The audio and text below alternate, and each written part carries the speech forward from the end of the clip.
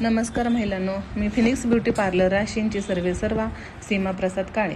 आज मी पार्लरमध्ये बसले होते, तेवढ्यात एक कस्टमर आल्यानंतर मी त्यांना काय करायचं आहे हे विचारून घेतलं आणि मग चला रेडी झाले। रेडी होण्यासाठी मग मी ॲप्रॉन घेतलं, ॲप्रॉन व्यवस्थित लावून घेतलं, बॅक साईड व्यवस्थित पॅक करून घेतली, हँड ग्लोव्ज घालून घेतले, कारण कस्टमर हाताळत असताना हँड ग्लोव्ज घालणं, स्वतःची काळजी घेणं हे खूप महत्त्वाचं असतं। स्किनचं इन्फेक्शन आपल्याला होऊ नये म्हणून ती काळजी घ्यायची।